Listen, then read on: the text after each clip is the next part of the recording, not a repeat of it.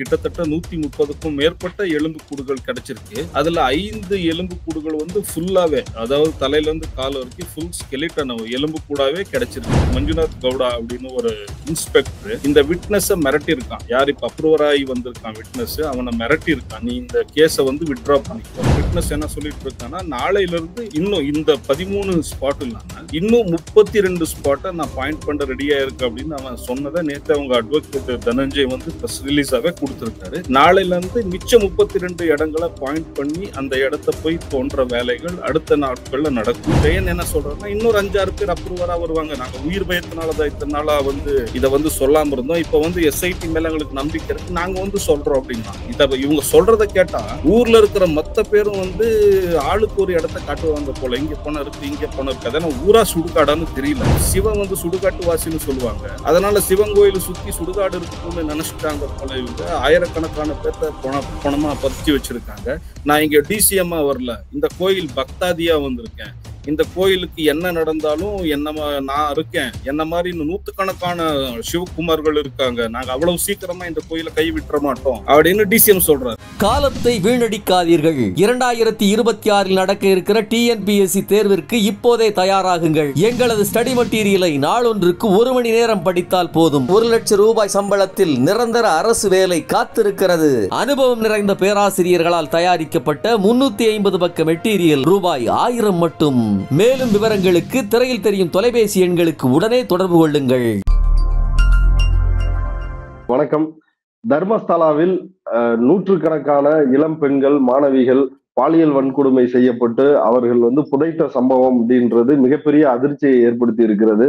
இந்த சூழலில் சிறப்பு புலனாய்வு குழு ஒரு 13க்கும் மேற்பட்ட குழிகளில் ஆய்வு செய்து வருகிறது. அங்க எவ்வளவு பிணங்கள் புதைக்கப்பட்டிருக்குது, எவ்வளவு பேர் பாதிக்கப்பட்டிருக்கிறாங்க அப்படின்ற ஆய்வுகள் செஞ்சுட்டு வராங்க. அதன் அடிப்படையில் நேற்று 11வது குழியை ஆய்வு செய்யும் பொழுது அங்க நூற்றுக்கணக்கான எலும்புகள் கிடைச்சிருக்குது, எலும்பு துண்டுகள், அதே போல ஒரு மண்டையோடு கிடைச்சிருக்குது, ஒரு முதுகெலும்பு கிடைச்சிருக்குதுன்னு செய்திகள் வருது. அது மட்டும் இல்லாமல் அங்க இருந்த ஒரு மரத்துல ஒரு புடவை வந்து தொங்கிட்டு இருந்ததாகவும் வந்து சொல்றாங்க.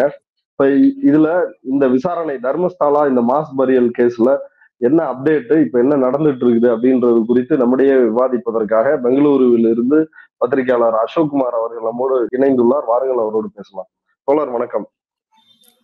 தோழர், நேத்து ஏற்கனவே வந்து முதல் குழியில ஒரு பேன் கார்டு இதெல்லாம் கிடைச்சது, அது வந்து வேற ஒரு பெண்மணி அப்படின்றத வந்து சொல்லிட்டாங்க.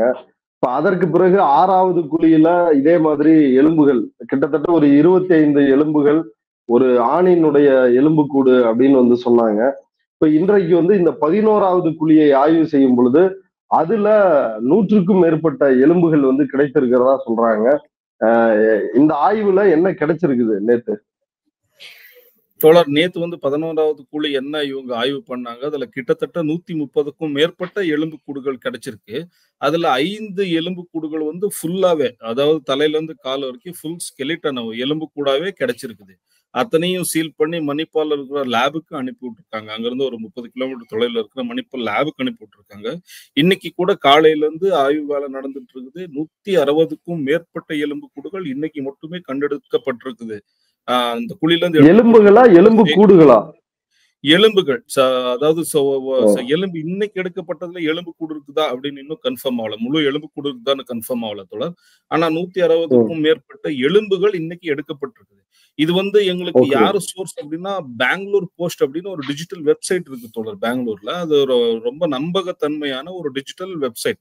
இவங்க இதுவரைக்கும் சொல்லியிருக்கிற எந்த நியூஸ் வந்து பொய்யானது கிடையாது. இந்த இன்வெஸ்டிகேஷன் ஆரம்பிச்ச வாட்டி அவங்க என்ன சோர்ஸ்ன்னு தெரியல, யாரும் சோர்ஸ் விட்டு கொடுக்க மாட்டாங்க. ஆனா இந்த இன்வெஸ்டிகேஷன் ஆரம்பிச்சதுல இருந்து யாருக்குமே போலீஸ் தரப்புல இருந்து எந்த ஒரு பிரஸ் ரிலீஸும் தரப்படல, பிரஸ் டீடைலிங் இது வரைக்கும் கொடுக்கப்படல. ஆனா இந்த பெங்களூர் போஸ்ட் சொல்லிட்டு இருக்கிற செய்திகள் வந்து எதுவுமே இது வரைக்கும் போய்க்கல. சில பேர் அவங்க இஷ்டத்துக்கு அடிச்சு விடுறாங்க, இத்தனை எலும்பு கூடு கிடைச்சது, அத்தனை எலும்பு கூடு கிடைச்சது, அவங்களுக்கு எந்த சோர்ஸ் இருக்கா இல்லையான்னு தெரியல, சும்மா அடிச்சு விடுறாங்க. ஆனா பெங்களூர் போஸ்ட் வந்து மொதல் நாளே 5 எலும்பு கூடுகள் கிடைச்சிருக்குது. குழி 1ஆம் நம்பர்ல என்ன தோணுனாங்களோ அப்பயே 5 குழி, அந்த குழியில 5 எலும்பு கூடு கிடைச்சிருக்குது அப்படின்னு நியூஸ் பண்ணாங்க. ஆனா அதை எஸ்ஐடி இது வரைக்குமே மறுக்கல, அது பொய்ன்னு இது வரைக்குமே மறுக்கல. அதுக்கு அடுத்தும் கூட அந்த எஸ்ஐடி டீம்ல இருக்கிற ஒருத்தர் மஞ்சுநாத் கவுடா அப்படின்னு ஒரு இன்ஸ்பெக்டர் இந்த விட்னஸ மிரட்டி இருக்கான். யார் இப்ப அப்ரூவர் ஆகி வந்திருக்கான் விட்னஸ், அவனை மிரட்டி இருக்கான், நீ இந்த கேஸை வந்து வித்ட்ரா பண்ணிக்கோ, இல்லைன்னா உனக்கும் ஓகே, லைஃப் அந்த டைம் முகமூடி அணிஞ்சிருக்கிற அவர், அந்த நபர், அந்த ஆளு தூய்மை பணியாளர், அந்த அந்த அவரை அந்த வந்து நபரை மிரட்டுறாங்க. நேரடியாவே அவர் மிரட்டி இருக்காரு. இந்த விஷயத்த கூட வெளியே கொண்டு வந்தது இதே பெங்களூர் போஸ்ட் தான். இந்த பெங்களூர் போஸ்ட் இந்த விஷயத்த வெளியே கொண்டு வந்து நியூஸ் பண்ண வாட்டி நேத்து அந்த மஞ்சுநாத் கவுடா அப்படிங்கிறவனுக்கு வந்து நோட்டீஸ் கொடுத்திருக்காங்க. நேத்து சாயந்தரமே வந்து அவங்க அட்வொகேட், அந்த விட்னஸோட அட்வொகேட் தனஞ்சய் வந்து இந்த ஆளு ஸ்பாட்ல இருந்தா எங்க விட்னஸ் ஸ்பாட்டுக்கு வரமாட்டான் நாளையில இருந்து அப்படின்னு சொன்ன வாட்டி நேத்து அவனை வேலையில இருந்து ரிலீவ் பண்ணிருக்காங்க. அவன் மேல முதல்ல விசாரணை கமிஷன் அமைக்கணும், அது வேற விஷயம்.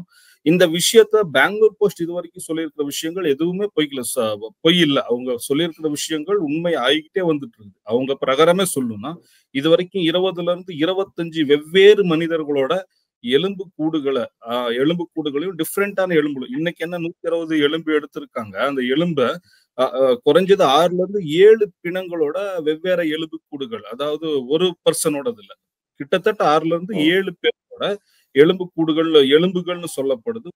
மண்ட ஓட்டோட சாம்பிள்ஸ் கூட இன்னைக்கு கிடைச்சிருக்குது. இத்தனையும் பிளாஸ்டிக் பாக்ஸ்ல சீல் பண்ணி கொண்டு போயிட்டு இருக்காங்க.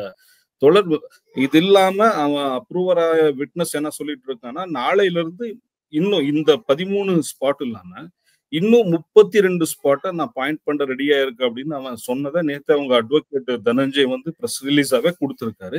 நாளையில இருந்து மிச்ச 32 இடங்களை பாயிண்ட் பண்ணி அந்த இடத்த போய் தோன்ற வேலைகள் அடுத்த நாட்கள்ல நடக்கும். இதுக்கு நடுவுல எஸ்ஐடி வந்து இனிமேட்டுக்கு நாளையில இருந்து குழி தோன்ற வேலையில பூமி அர்த் சர்ஃபேசிங்க வந்து ஸ்கேன் பண்ற மிஷினை தர வைக்கிறோம் அப்படின்னு சொல்லியிருக்காங்க.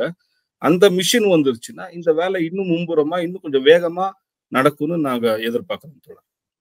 அந்த அந்த மிஷினுடைய பயன்பாடு என்ன, அது என்ன செய்யும்? இப்ப தொடர் இவங்க வந்து ஏதோ மேஸ்திரி வேலைக்கு போற மாதிரி ஒரு 45-50 பேர்த்த கூட்டிட்டு மம்முட்டி கடப்பாறையெல்லாம் எடுத்துக்கிட்டு குழி தோண்ட போயிட்டு இருக்காங்க. ஆனா நம்மளோட டெக்னாலஜி ரொம்ப இம்ப்ரூவ் ஆயிருச்சு. நம்ம சந்திர மண்டலத்துக்கு மார்ஸுக்கெல்லாம் நம்ம சேட்டலைட் அனுப்பிட்டு இருக்கோம். டெக்னாலஜி தேவையான அளவுக்கு இருக்கு. இவங்க எதுல யூஸ் பண்ணுமோ டெக்னாலஜி அதுல யூஸ் பண்ண மாட்டேங்கிறாங்க. வேற எல்லாத்துலயும் டெக்னாலஜி யூஸ் பண்ணிட்டு இருக்காங்க. அர்த் சர்ஃபேசிங் ஸ்கேனிங் மெஷின் ஒன்னு இருக்கு தோழர்.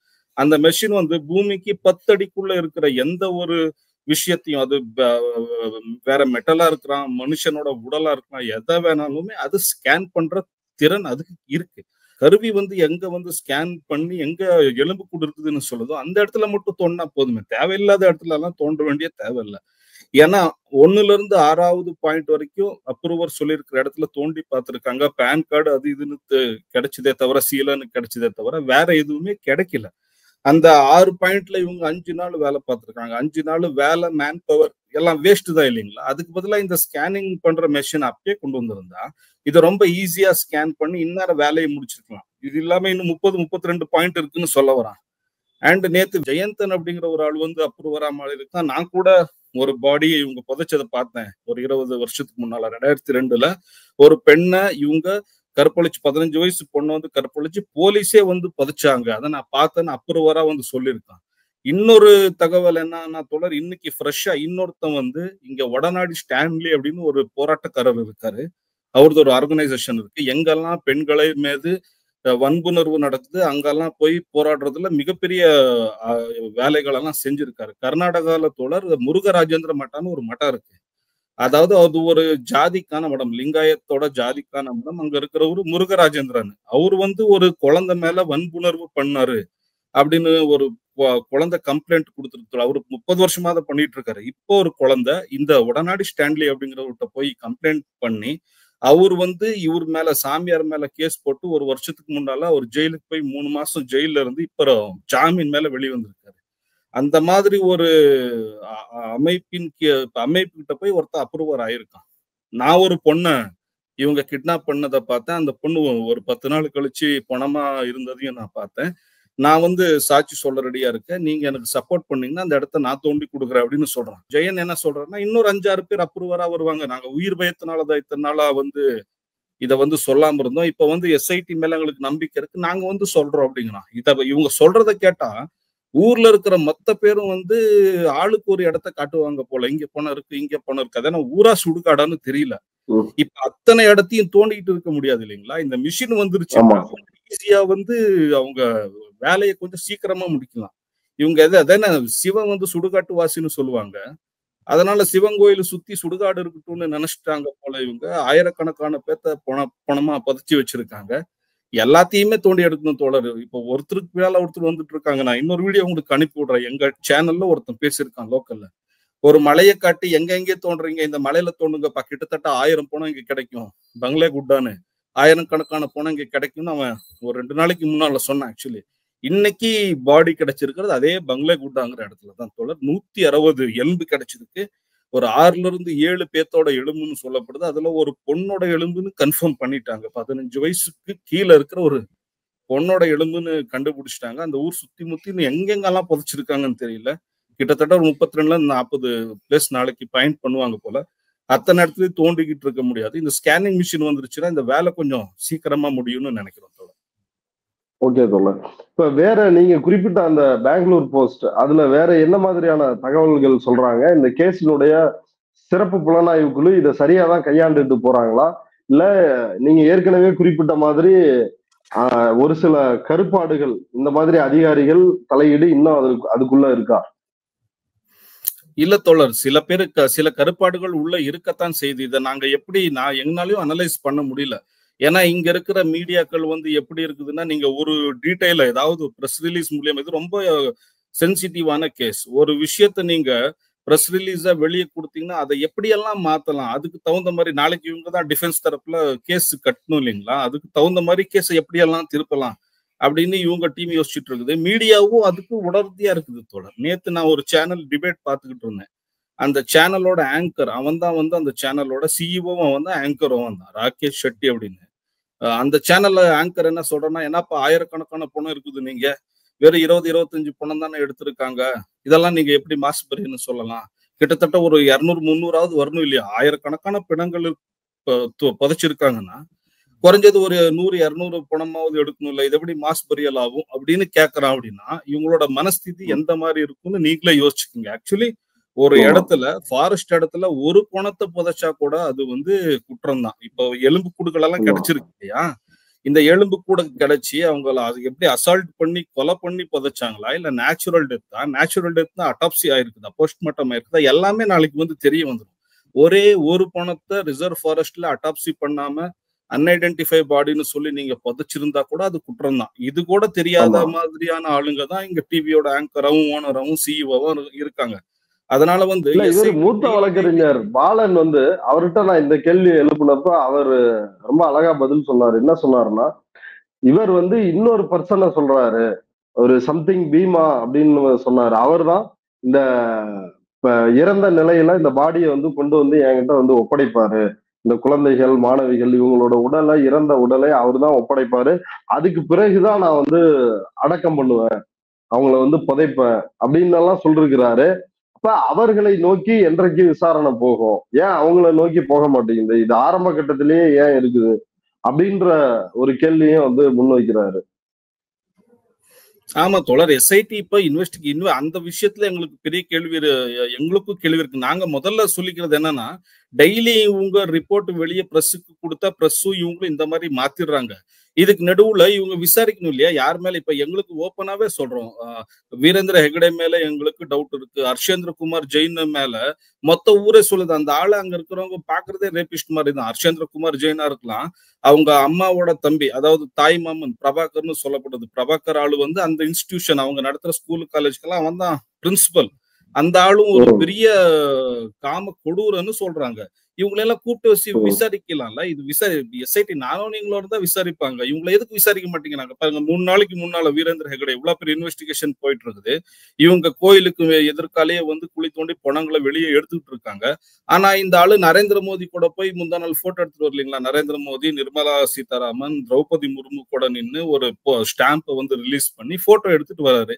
இவங்களை எப்படி தொட முடியும் எஸ்ஐடி தோழர்? இதுக்கு நடுவுல நேத்து எங்க டிசிஎம் சிவகுமார் வேற ஸ்டேட்மெண்ட் கொடுத்திருக்காரு. கோயிலுக்கு போறாரு, அவர் பாத பூஜை பண்றாரு, வீரேந்திர ஹெகடே பாத பூஜை பண்றாரு. சிஎம் போய் அங்க அந்த கோயிலுக்கு மாசத்துக்கு ஒரு தடவை போயிட்டு வராரு. அண்ட் டிசிஎம் 2 மாசத்துக்கு முன்னால தோழர், நேத்து இப்ப 2 மாசத்துக்கு முன்னால டிசிஎம் தர்மஸ்தலால நடந்த ஒரு ப்ரோக்ராமுக்கு நான் இங்க டிசிஎம்மா வரல, இந்த கோயில் பக்தாதியா வந்திருக்கேன், இந்த கோயிலுக்கு என்ன நடந்தாலும் நான் இருக்கேன், என்ன மாதிரி இன்னும் 100கணக்கான சிவகுமார்கள் இருக்காங்க, நாங்க அவ்வளவு சீக்கிரமா இந்த கோயிலை கைவிட்டுற மாட்டோம் அப்படின்னு டிசிஎம் சொல்றாரு. இன்னைக்கு ஹோம் மினிஸ்ட்ரி என்ன ஸ்டேட்மெண்ட் கொடுத்திருக்காரு கர்நாடகா ஹோம் மினிஸ்டர்னா, இல்லையே எஸ்ஐடி எனக்கு இது வரைக்கும் எதுவும் பிரீஃபிங் தரல, என்ன இன்வெஸ்டிகேஷன் நடந்துட்டு இருக்குதுன்னு எனக்கு தெரியவே இல்லை, அவங்க பாட்டுக்கு அவங்க இன்வெஸ்டிகேஷன் பண்ணிட்டு இருக்காங்க, யாராவது தப்பு இருந்தா தண்டனை வாங்கி தர போறாங்க உடுப்பான்னு அவ்வளவு கேஷுவலா சொல்றாரு. புரியுதுங்களா? ஊடகங்களுக்கு கிடைக்கிற தகவல் கூட உள்துறை அமைச்சருக்கு வந்து கிடைக்காதா? சொல்றாரு சார், எனக்கு எந்த டீடைலும் இல்லைன்னு சொல்றாரு. நான் உங்களுக்கு அனுப்புறேன், அவரோட பைட்டும் அனுப்புறேன், அதுல தமிழுக்கு மொழிபெயர்த்தும் நான் உங்களுக்கு அனுப்பி தரேன். நீங்க பாருங்க, ஒரு ஹோம் மினிஸ்டர் இந்த ஸ்டேட்மெண்ட் கொடுக்குறாரு, எனக்கு எதுவும் தெரியாதுப்பா, கேஷுவலா டீ காஃபி சாப்பிட்டு பேசுற மாதிரி, எனக்கு எதுவும் தெரியாதுப்பா, அவங்க பாட்டுக்கு இன்வெஸ்டிகேஷன் பண்ணிட்டு இருக்காங்க, இன்வெஸ்டிகேஷன்ல எதுக்கு தலையிட வேணும் அப்படின்னு நானும் எதுக்கு சார், டெய்லி இந்த மாதிரி கேஸ்ல என்ன இன்வெஸ்டிகேஷன் ஆயிட்டு இருக்குதுன்னு கேட்க வேண்டிய கடமை ஒரு ஹோம் மினிஸ்டருக்கு இருக்குதா இல்லையா? அந்த மொத்த டீம் மட்டும் இல்ல சார், மொத்த டிபார்ட்மெண்ட்டுக்கும் அவர் தானே ஹெட் ஆஃப் த டிபார்ட்மெண்ட், அவர் தானே கேட்கணும். இந்த நிலைமையில தான் இங்க அரசாங்கம் இயங்கிக்கிட்டு இருக்குது. எப்படியெல்லாம் இன்டைரக்டா சப்போர்ட் பண்ண முடியுமோ அப்படியெல்லாம் சப்போர்ட் பண்ணிட்டு இருக்காங்க தர்மஸ்தலாக்கு. இந்த நிலையில எஸ்ஐடி போய் வீரேந்திர ஹெகடேவும் ஹர்ஷகுமார் ஜெயினையும் கூட்டிட்டு வந்து உட்கார வச்சு விசாரணை பண்ணுப்பானா? இதெல்லாம் நடக்கிற கதையா சார்? சிட்டிசன் படம் பார்த்த மாதிரி இருக்குது 2 நாளா எங்களுக்கு. தோண்டிக்கிட்டே இருக்காங்க, பணம் வந்துகிட்டே இருக்கு சார். இப்பதான் 11வது பாயிண்ட் முடிச்சிருக்காங்க, இன்னும் 12, 13 வந்து இன்னும் 30, 35 பாயிண்ட் தோண்ட வேண்டியது இருக்குது. இப்பயே 20, 25 பாடி கிடைச்சிருச்சு. அந்த ஊரே ஒரு சின்ன ஊரு சார், ஒரு 1500, 2000 பேர் தான் இருப்பாங்க அந்த ஊருக்குள்ள. அந்த அத்தனோண்டு ஊருக்குள்ள நீங்க இத்தனை பேர்த்த எப்படி புதைச்சிருக்க முடியும்? யோசிச்சு பாருங்க. இந்த மாதிரி கேஸ்ல நீங்க வீரேந்திர ஹெகடேவை இவங்க கூப்பிடுவாங்கன்னு தோணல. ஆனா விசாரிக்கணும், இவங்களை கூப்பிட்டு விசாரிச்சு பாலிகிராஃபி பண்ண கூட போதுமே சார். நீங்க என்ன போலீஸ் இதுல வந்து நீங்க 3rd கிரேட் ட்ரீட்மெண்ட் பண்ண தேவையில்ல. வீரேந்திர ஹெகடே அந்த ஆளு சொன்னான்ல நேத்து, ஹர்ஷேந்திர குமார் ஜெயின், நீங்க கூட கேட்டீங்களே, வந்து எஸ்ஐடி பண்ணுங்கப்பா, இன்வெஸ்டிகேஷன் பண்ணுங்க, எங்களுக்கு எதுவும் பிரச்சனை இல்லை அப்படின்னா அந்த ஆளு பாலிகிராஃபிக்கு வர சொல்லுங்க. பாலிகிராஃபி டெஸ்ட் அவனே வந்து வாலண்டரியா வந்து பாலிகிராஃபி டெஸ்ட் அட்டென்ட் பண்ண சொல்லுங்க. வீரேந்திர ஹெகடேவை வந்து அட்டென்ட் பண்ண சொல்லுங்க. அவன் பையன் நிஷல் ஜெயின், உதய் ஜெயின், பிரபாகர் ஜெயின், இவங்க எல்லாம் வந்து பாலிகிராஃபி டெஸ்ட் அட்டென்ட் பண்ணிட்டு நாங்க குற்றவாளி இல்ல நிரபராதின்னு சொல்லிட்டு போலாம்ல. எதுக்கு வர மாட்டேங்கிறாங்க? எஸ்ஐடி எதுக்கு இவங்களுக்கெல்லாம் நோட்டீஸ் கொடுக்க மாட்டேங்குது? நானும் நீங்களா இருந்தா நோட்டீஸ் கொடுத்து இந்நேரம் விசாரிச்சிருப்பாங்க. எதுக்கு விசாரிக்க மாட்டேங்கிறாங்கன்னா, இவங்ககிட்ட கிட்டத்தட்ட 50ல இருந்து 60,000 கோடி பொம்பளைங்களுக்கு கந்து வட்டி காசு கொடுத்து வசூல் பண்றாங்க. நெட்வொர்க் 20,000 கோடி சொத்து இருக்கு. கிட்டத்தட்ட 1450 ஏக்கரா நிலபலம் இருக்கு. எத்தனையோ காங்கிரஸ் பிஜேபி லீடர்ஸோட பணம் பெனாமியா இவங்ககிட்ட தான் கிடக்கு. இவங்களை போய் தொடுவாங்களா சார் எஸ்ஐடி? அவ்வளவு நல்லவங்களா போலீஸ்?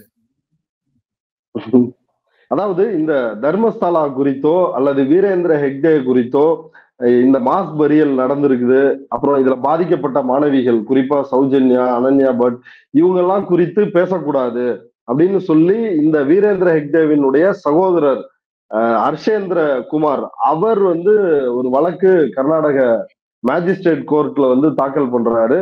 அதை பார்த்த நீதிபதி விஜயகுமார் ராய் உடனடியாக 8800 வீடியோக்களையும் செய்திகளையும் நீக்குவதற்கு ஒரு உத்தரவு போடுறாரு. யாரும் இதை பற்றி பேசக்கூடாது அப்படின்ற ஒரு உத்தரவையும், கேக் ஆர்டர்னு சொல்லப்படுற அப்படி ஒரு உத்தரவு போடுறாரு. ஆனால் நீதிபதி இப்படியெல்லாம் நடந்து கொள்வதற்கு பின்னால் ஒரு பின்னணி இருக்கிறது அப்படின்னு நீதிபதி மேலேயே ஒரு குற்றச்சாட்டு வந்திருக்குது. அது என்னன்னு சொல்லுங்களேன் சார். அந்த நீதிபதி விஜயகுமார்னு அவரு 350 பேர் போராளிகள் அண்ட் ஜேர்னலிஸ்ட், இண்டிபெண்டன்ட் ஜேர்னலிஸ்டா யாரு இந்த தர்மஸ்தலா கேஸையும் சௌஜன்யா கேஸ் பத்தி பேசிட்டு இருந்த 350 போராளிகள் இண்டிபெண்டன்ட் ஜேர்னலிஸ்டுக்கு எதிராக அவரு கேக் ஆர்டர் கொண்டு வந்தாரு. 8800 டிஜிட்டலா இருக்கிற லிங்க்குகளை டிலீட் பண்ணணும்னு. இந்தியாவுல இதுக்கு முன்னாலே அசாராம் பாபு கேஸ் இருக்கலாம், நித்யானந்தா கேஸ் இருக்கலாம், ஜக்கி வாசுதேவ் கேஸ் இருக்கலாம் தமிழ்நாட்டுல, அப்புறம் சங்கராச்சாரியாவே அரெஸ்ட் பண்ண கேஸா இருக்கலாம். எந்த கேஸ்லயாவது யாராவது கேக் ஆர்டர் இந்த மாதிரி கொண்டு வந்து பாத்திருக்கீங்களா? வினூதனமான ஒரு சட்ட விஷயம் இது. இந்த மாதிரி கொடுக்க வாய்ப்பே இல்லை. ஆனா கொடுத்திருக்காரு விஜயகுமார். எல்லாரும் நாங்க அண்ணாந்து பார்த்தோம், எப்படா இது சாத்தியம்? இது ஃப்ரீடம் ஆஃப் ஸ்பீச்சுக்கே எதிரான ஒரு விஷயம், கம்ப்ளீட்டா இது கான்ஸ்டிடியூஷனுக்கே எதிரான விஷயம். ஒரு ஆள் இது எப்போ எமர்ஜென்சி பீரியட்ல இந்திரா காந்தி கொண்டு வந்த மாதிரியான ஒரு மூவ் மாதிரி தான் நாங்க வியந்து பார்த்தோம். தோண்டி உள்ள எப்படி இது சாத்தியமாச்சுன்னு தோண்டி பார்த்தா, ஜட்ஜ் விஜயகுமார் வந்து இதே தர்மஸ்தலா சார்ந்த காலேஜ்ல வந்து லா படிச்சவர். அது மட்டும் இல்லாம ஜட்ஜ் ஆகிறதுக்கு முன்னால ஒரு அட்வொகேட்டாவே தர்மஸ்தலாக்கு எதிரான ஃப்ராடு கேஸ் எல்லாம் இருக்குது இல்லைங்க சார், அந்த ஃப்ராடு கேஸுக்கு ஆதரவா, தர்மஸ்தலாவுக்கு ஆதரவா அவர் ஆஜரான ஒரு அட்வொகேட். தர்மஸ்தலா அசோசியேட் அட்வொகேட் டீம்ல இருந்து ஜடேஜானவர்கிட்ட, மாண்புமிகு விஜயகுமார் அவர்கிட்ட இருந்து நீங்க வேற என்ன மூவை எதிர்பார்க்க முடியும்? இந்த கேஸ வந்து எதிர்த்து காம்ரேட் பாலன் தலைமையில ஒரு 20 நாளாவே கண்டினியூவா டிஸ்கஷன் போய் கடைசியில அந்த கேக் ஆர்டர் எடுக்கப்பட்டு இந்த கேஸ்ல இருந்தே விஜயகுமார் நீதிபதி விஜயகுமார் வந்து விலக்கணும்னு சொல்லி அவங்க chief justice, Karnataka chief justice கிட்ட வந்து அவங்க கோரிக்கை இடுறாங்க. இன்னைக்கு வந்து அவரு தானாவே பின் வாங்கிட்டார் விஜயகுமார். இனிமேட்டு தர்மஸ்தலா சார்ந்த எந்த கேஸ்லயும் வந்து நான் ஆஜராக மாட்டேன், ஜட்ஜா ஆஜராக மாட்டேன்னு பின் வாங்கிட்டாங்க.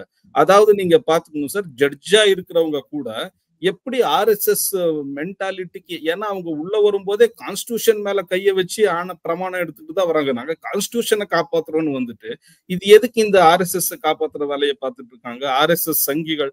சார் நாங்க இப்பயும் சொல்றோம், நாம் கடவுளுக்கு எதிரானவர்கள் இல்லை, கடவுள் நம்பிக்கைக்கு எதிரானவர்கள் இல்லை.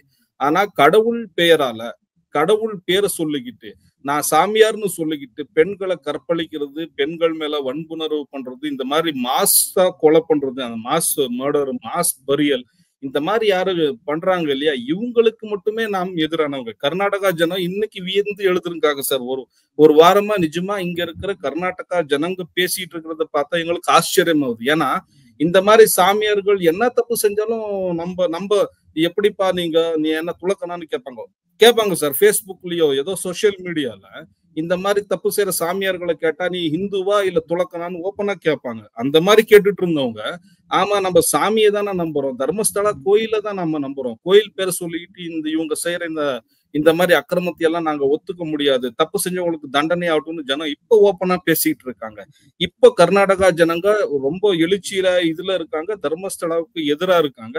ஆனா இந்த தர்மஸ்தலா அட்மினிஸ்ட்ரேஷன் என்ன இருக்குது, எங்கெல்லாம் பூர முடியுதோ அங்கெல்லாம் பூந்து சித்து விளையாட்டை காட்டிட்டு இருக்காங்க. இப்போ SIT டீம்ல இருக்கிற மஞ்சுநாத் கவுடாங்கிற இன்ஸ்பெக்டரை யூஸ் பண்ணிக்கிட்டு அவங்க வந்து விட்னஸ பயப்படுத்த வேலையை பார்த்துட்டு இருக்காங்க. DK சிவகுமாரை வந்து கோயிலுக்கு இந்த டைம்ல கோயிலுக்கு போக வேண்டிய அவசியம் என்ன இருக்கு சார்? கோயிலுக்காக இப்ப பேச வேண்டிய அவசியம் என்ன இருக்கு? எவ்வளவு இது போயிட்டு இருக்குது இல்லைங்களா? ஹோம் மினிஸ்டர் வந்து எனக்கு என்ன தெரியுதுன்னு நடக்குதுன்னே தெரியலன்னு ஸ்கூல் பையன் மாதிரி சொல்லிக்கிட்டு இருக்கான். இங்க சொல்லிட்டு இருக்காரு மணிக்கு. இங்க வந்து விஜயகுமார் நீதிபதி வந்து அந்த RSS கைக்கூலி மாதிரி பண்ணிக்கிட்டு இருக்காருங்க. இதெல்லாம் பார்த்தா ரொம்ப வேதனையா இருக்கு சார். கர்நாடகா எங்கேயாவது அடுத்த உத்தரப்பிரதேசாவோ அடுத்த பீகாராவோ மாறிடுமான்னு எங்களுக்கு ரொம்ப பயமா இருக்கு சார். இவ்வளவு நேரம் இந்த செய்தி குறித்து விரிவான தகவல்களை, கள நிலவரத்தை வந்து பதிவு செய்ததுக்கு ரொம்ப நன்றி தோழர். நன்றி தோழர்.